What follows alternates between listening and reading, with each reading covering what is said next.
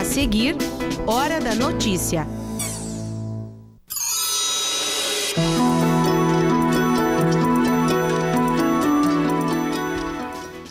Como o grande volume de chuva dos últimos dias deve interferir nas lavouras de trigo da região.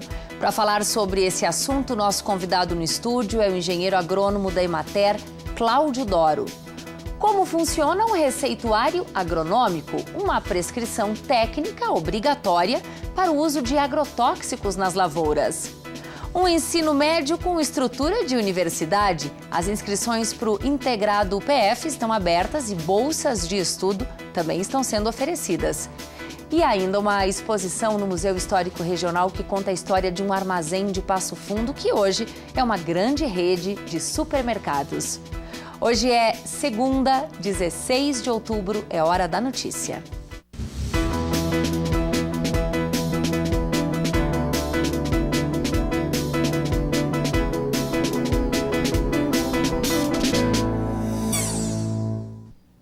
Para o agricultor adquirir qualquer tipo de defensivo agrícola, ele precisa de uma receita, uma espécie de prescrição do que deve ser usado e que diz qual a quantidade e a forma de aplicação.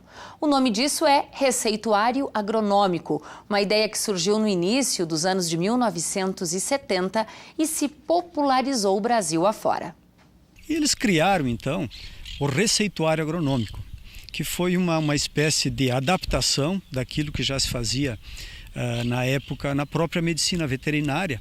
Aliás, um dos membros do grupo de Pelotas que desenvolveu essa ideia era veterinário. Eu preciso dizer o nome dessas pessoas pela importância histórica que eles têm. Trata-se do professor Milton Guerra, agrônomo, entomologista, e do professor Sampaio, veterinário, ambos da Universidade Federal de Pelotas. E aqui na UPF, o receituário agronômico chegou em 1978, através do professor Salvadori. Ele trouxe a novidade de Pelotas, onde fez um curso de pós-graduação. Eu aqui na UPF tinha concluído o curso de agronomia em 74 e fui contratado para dar aula de entomologia. E fui me preparar para isso. Uma das coisas que eu procurei foi fazer um curso em Pelotas sobre o assunto. E em 75 eu estive lá fazendo esse curso e 3 anos depois, em 78, estimulado pelos próprios professores lá de Pelotas, nós trouxemos o curso, oferecemos o curso para os agrônomos do norte do estado em parceria com a Associação dos Engenheiros Agrônomos aqui de Passo Fundo. Esta é a propriedade do Altemir Seolim. Ele planta soja, milho, trigo e cevada em cerca de 800 hectares.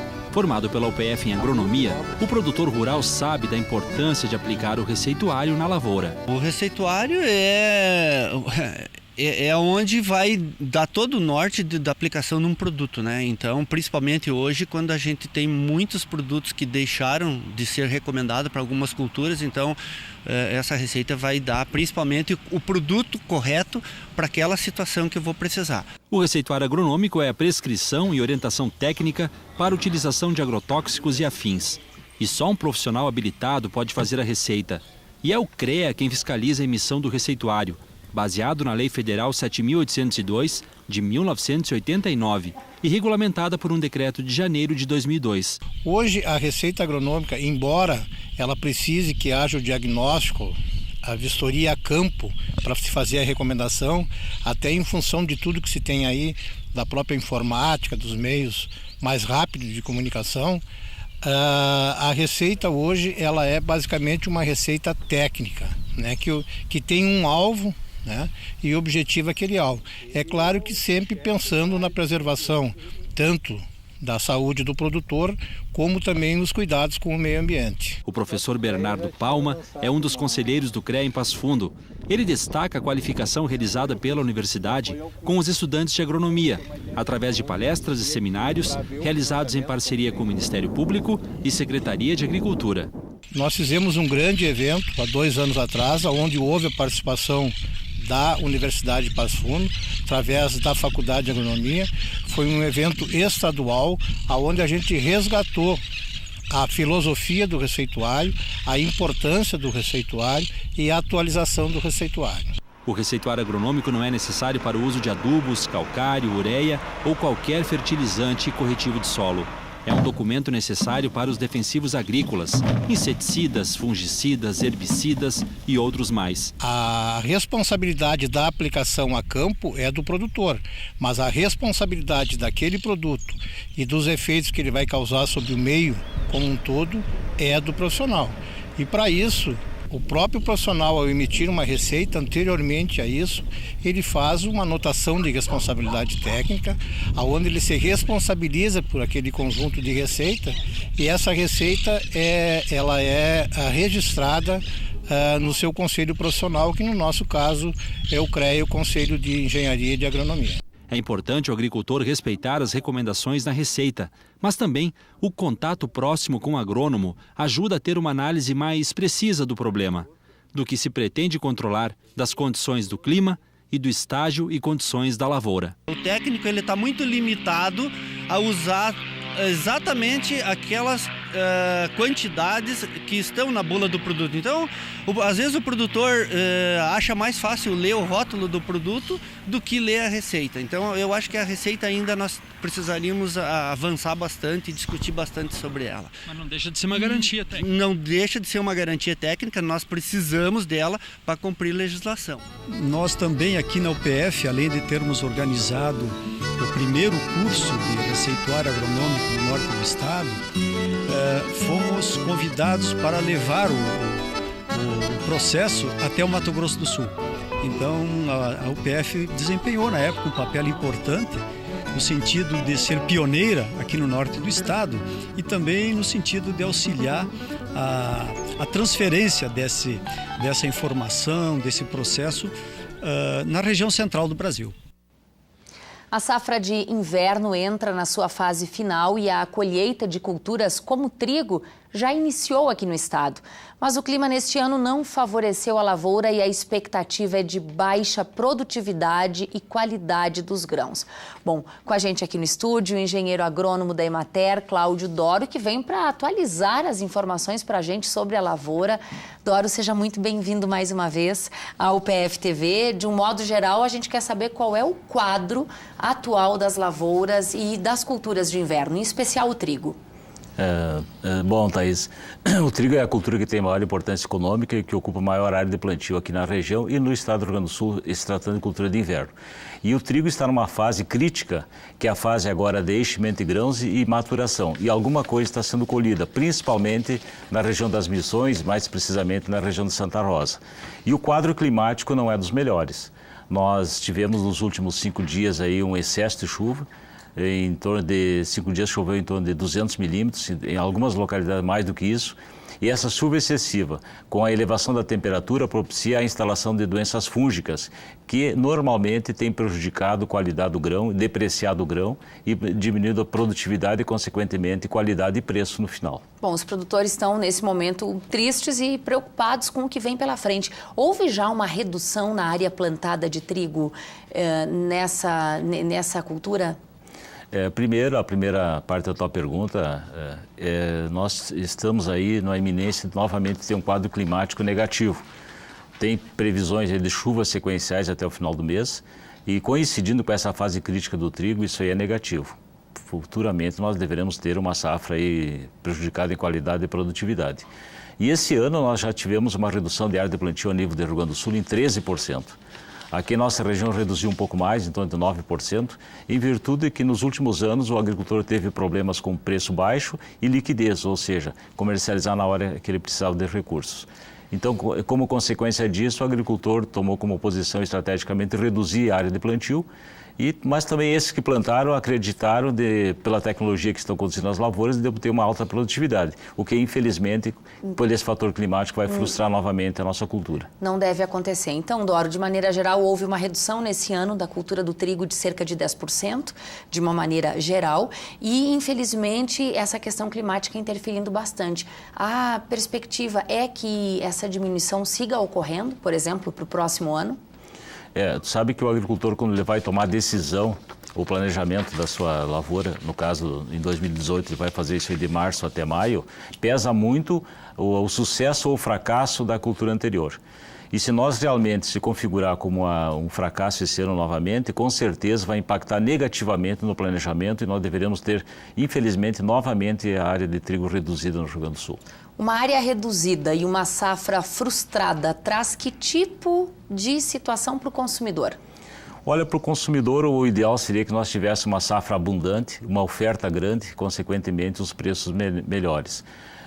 Acontecendo o contrário, com uma safra frustrada e nós ficarmos na dependência maior ainda de importação de trigo, principalmente da Argentina ou dos Estados Unidos e do Canadá, consequentemente nós consumidores vamos pagar um pouco mais pelo cacetinho e pelo pão do dia a dia. E tudo mais que é feito com farinha de trigo provavelmente deverá subir nos próximos meses. Massa, biscoito, bolacha, tudo isso aí é uma consequência, é toda uma cadeia produtiva que impacta negativamente quando nós temos uma safra frustrada.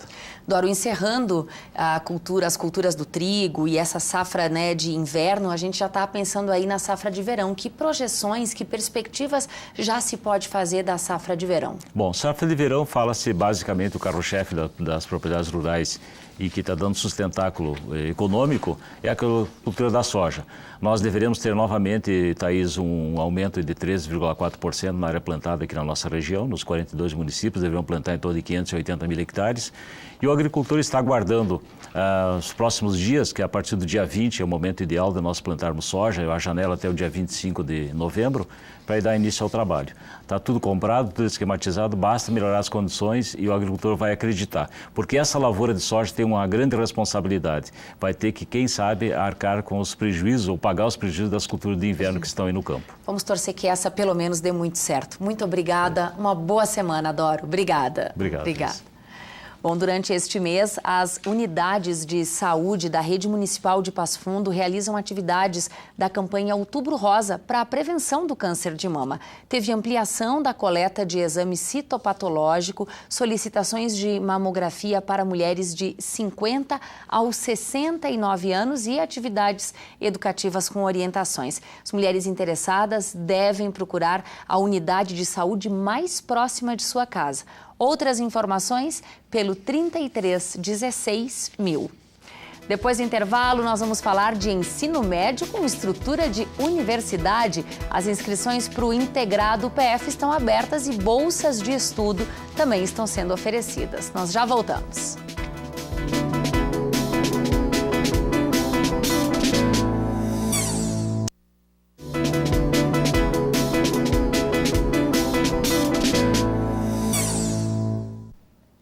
A semana começou com céu azul, mas o tempo deve mudar até quinta-feira. É previsão de mais chuva chegando.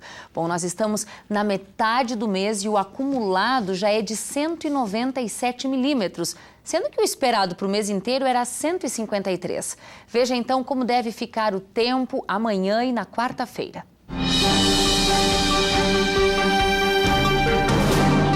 Previsão de uma terça-feira com bastante nuvens em Passo Fundo, sem chuva e pouca predominância do sol.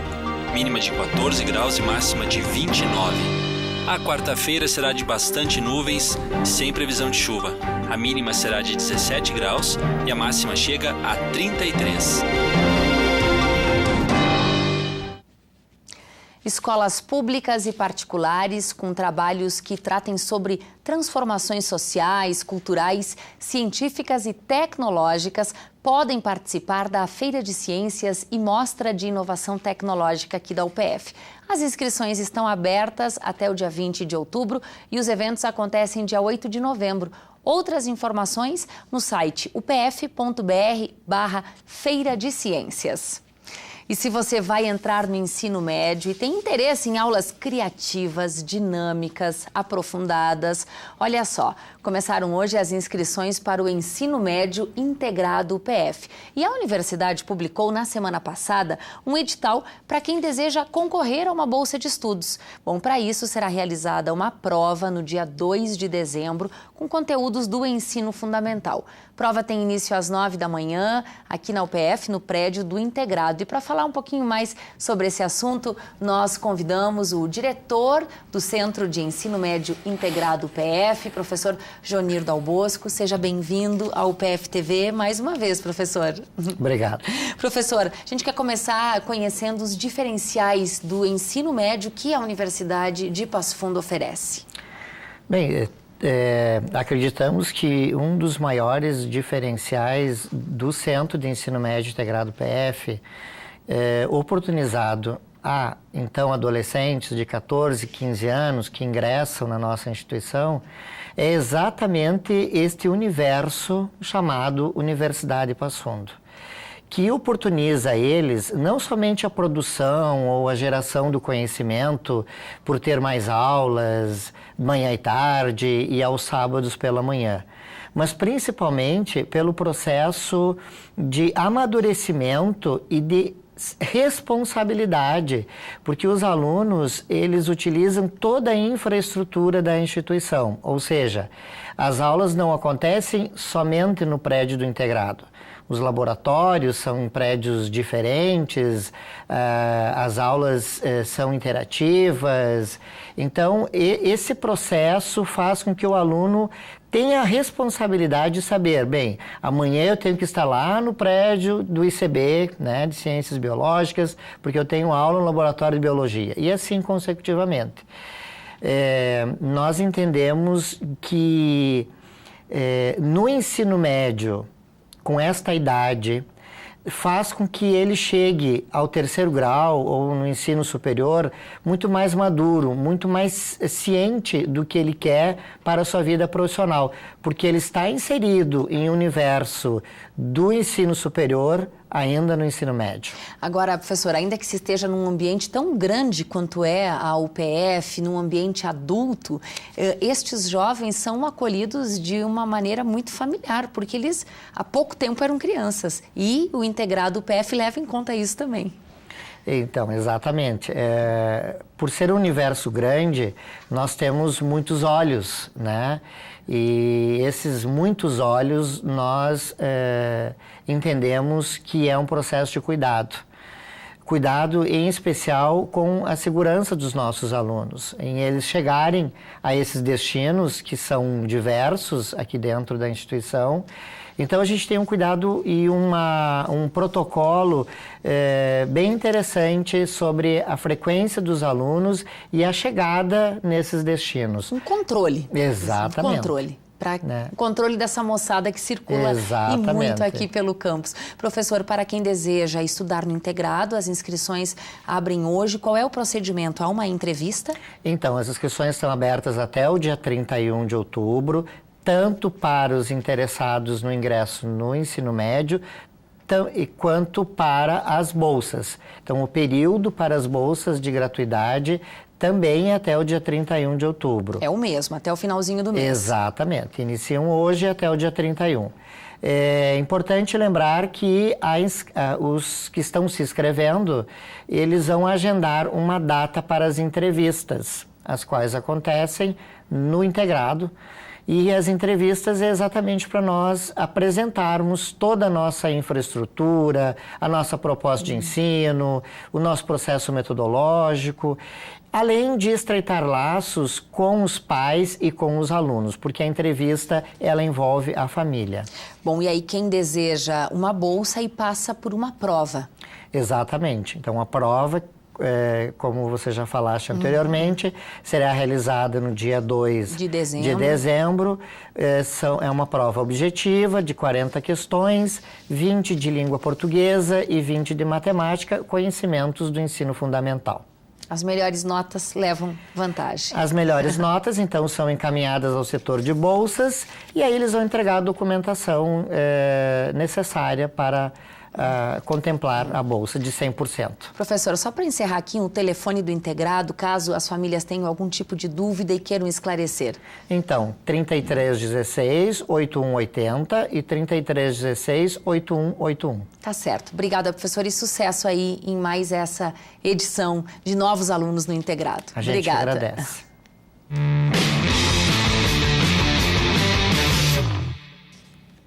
Mais um fim de semana de muitas conquistas para os atletas apoiados aqui pela UPF. A judoca Enia Schultz Pires foi campeã da Copa Caxias do Sul na categoria peso pesado.